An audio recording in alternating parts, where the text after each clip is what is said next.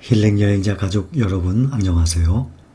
오늘은 3월 17일 수요일, 지금 시간이 새벽 5시입니다. 이번 영상은 삼성전자에 대한 소식입니다. 어제 삼성전자가 캐나다 이동통신 사업자 사스크텔이라고 있습니다. 거기에 5세대 5G, 4G, LTE죠. Long-Term Evolution LTE 이동통신 기지국, 또 가상화 코어 장비를 단독 공급한다고 밝혔습니다. 2019년도에 캐나다의 이동통신 장비 시장에 진출을 했었는데 그 이후 캐나다에서 세 번째 수주를 했습니다. 작년에 역사상 가장 큰 규모였죠. 미국의 버라이즌에 8조 원 규모의 장비 수주를 했어요.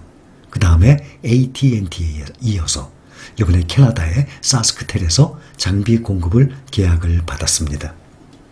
미국에서 작년에 트럼프 대통령 정부 때 중국의 화웨이 제재를 하기 시작했죠. 중국에서 아마 미국의 제재에 가장 크게 제재를 받은 회사가 아마 화웨이일 겁니다. 왜냐하면 그 이유가 통신 장비를 전 세계에다가 통신 장비를 설치를 하기 때문에, 특히 정보에 민감하지 않습니까? 정보 해킹 때문에 특히 통신 장비 화웨이를 맡고 있습니다. 인도는 세계 두 번째 아주 큰 신흥 시장이에요. 삼성전자가 계약을 따는 캐나다의 사스크텔은 연간 가입자가 그렇게 크진 않습니다. 약 140만 명 정도. 규모 면에서는 큰 사업자는 아니에요. 하지만 업계에서는 사스크텔이 2010년부터, 그러니까 10년이 넘었죠. 중국 화웨이 통신 장비가 깔려 있어요. 거기 걸 써왔었는데 삼성전자 수주 계약이 갖는 의미가 작지가 않죠. 2019년에 처음에 12월에 비디오트론, 거기와 5G, 4G, 롱텀 에볼루션 이동통신 기지국 단독 공급을 체결을 하면서 캐나다에 진출을 했습니다. 그리고 지난해 2020년 6월에는 캐나다의 3대 이동통신 사업자인 텔러스와 5G 이동통신 사업 계약을 또 체결을 했어요. 캐나다 인구가 현재 약 3,700만 명, 우리나라 인구보다 적죠. 땅은 어마어마하게 크지 않습니까? 그러니 우리는 5,200~300만 명 되죠. 거기다가 남북이 갈라져 있고 남한 그 조그만 땅에 엄청나게 많은 인구가 살고 있습니다.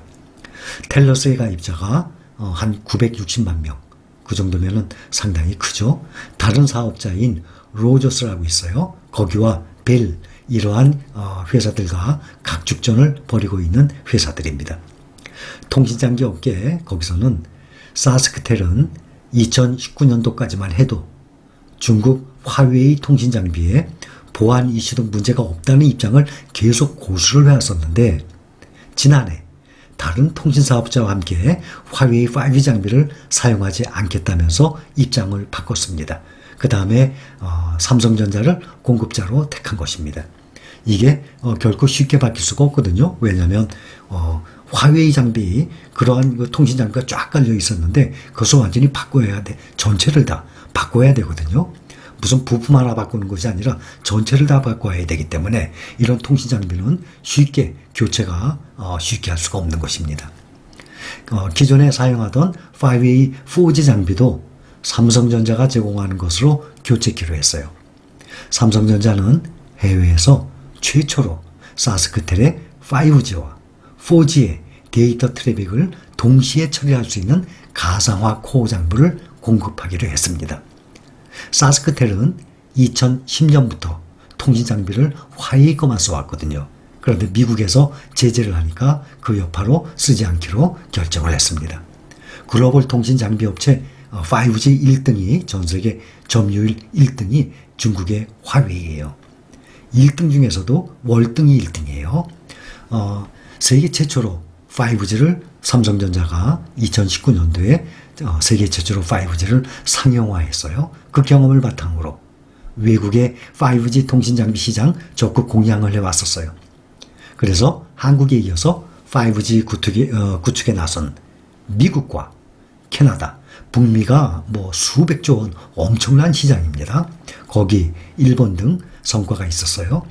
미국 최대 통신사인 버라이즌, 작년에 계약했죠. 그 다음에 AT&T, 또 스프린트, US셀룰러, 일본의 KDDI, 또 캐나다의 3대 이동통신사 텔러스, 비디오트론, 그리고 이번에가 세 번째예요. 또 뉴질랜드의 최대 이동통신사예요. 스파크에서 신규 사업을 다 수주를 해왔어요. 기술력과 공격적인 마케팅이 뒷받침됐어요.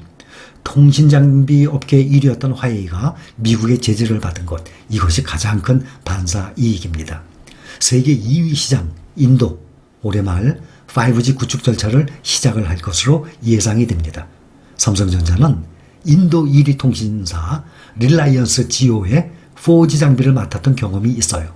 그래서 5G 시장을 이제 세계 2위 시장 인도를 또 개척할 예정입니다. 화웨이가 통신 장비, 작년에 트럼프 정부에서는 정부 해킹을 염려했기 때문에 막고 있는 거예요. 스웨덴의 통신 장비 제조기업 에릭슨, 또 핀란드의 노키아, 버라이즌의 사업을 삼성전자에서 작년에 땄어요. 그래서 그거를 뺏기고 난 다음에 치열하게 앞으로 수주전에 뛰어들 것입니다. 중국의 화웨이, 또 스웨덴의 통신장비 제조기업 에릭슨, 그 다음에 핀란드의 노키아, 그리고 우리 삼성전자예요. 그러니까 삼성전자가 부지런히 해서 따라가야 될 상황이에요. 지난해 삼성전자 주식 상당히 개인들이 많이 보유를 했습니다. 주식을 보유한 주주가 235만 명 가까이 늘어난 것으로 나타났습니다. 개인 투자자들의 주식 투자 열기에 힘입어서 전체 상장사 주주 규모는 전년 대비 반 이상 50% 가까이 급증을 했다고 합니다.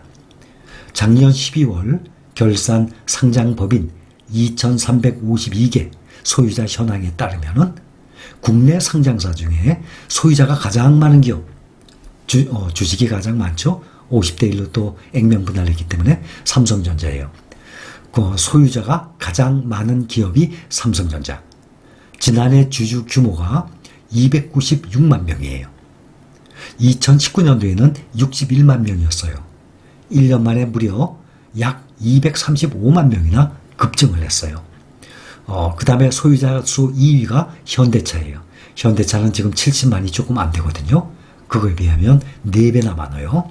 우리나라 전체 인구를 5천만 명, 그러니까 5,200만 명인데 나눠보면 평균 100명 중에 6명이 삼성전자 주식을 가지고 있는 결과가 되죠. 그리고 또 하나 새로운 소식은 삼성전자가 중국 화웨이를 제치고 지난해 유럽 특허청에서 가장 많은 특허를 출원한 기업으로 꼽혔습니다. 3등은 LG예요.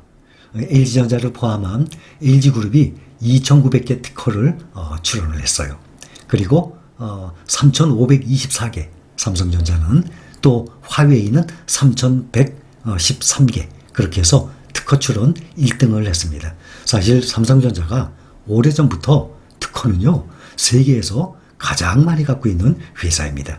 삼성전자의 새로운 소식들 전해드렸습니다. 참고하시기 바랍니다. 감사합니다.